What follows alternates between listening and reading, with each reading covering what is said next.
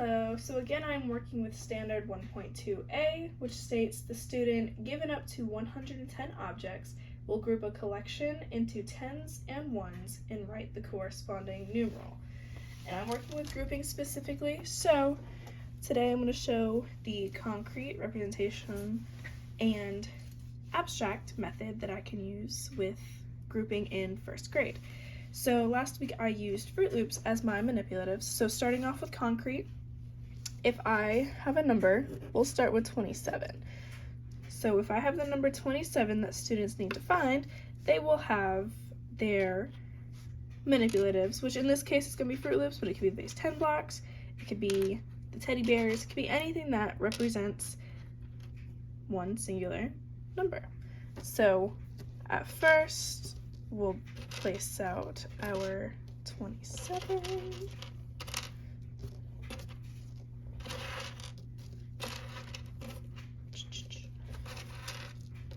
So once I have 27, students will see that this number is represented, but what we need to do is simplify that a little bit, and at this point, hopefully students will recognize that when we take 10,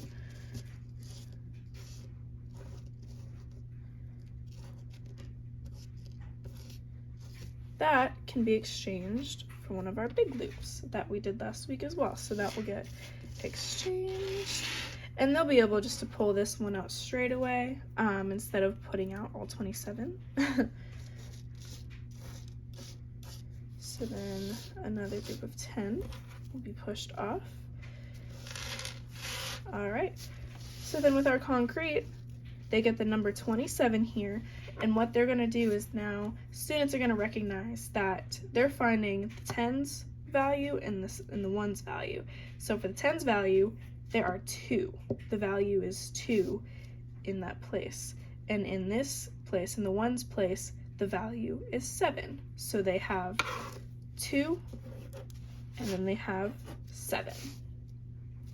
Then moving on to the representational or the pictorial, now students will be able to realize that they can do the same thing with their manipulatives, but instead in a picture form. So when looking at the number 27, they know that that's one long big guy, and that equals 10, and if they have 2, that's that 20 with the place value, and that's that second group, or that number 2 group. Then 1, 2, 3, 4, 5, 6, and 7 will be for the ones place, and that's the same exact thing that they did, but now it's taking the physical representation and making it into a pictorial representation, so it's much faster.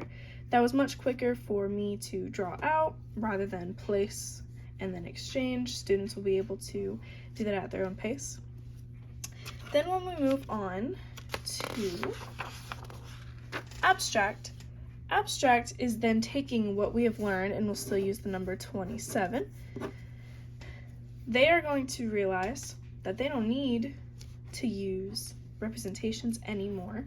What they could do is they can sit here and they can still draw. Students will still be able to, if they need to draw, still write it out. 1, 2, 3, 4, 5, 6, 7. That's 7. But ideally, and this one is a little harder when it's first grade, especially with grouping,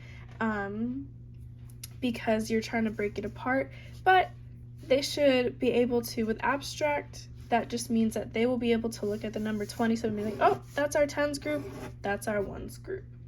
So that would be all 3 of them working together with my standard and along with the activity that I did last week.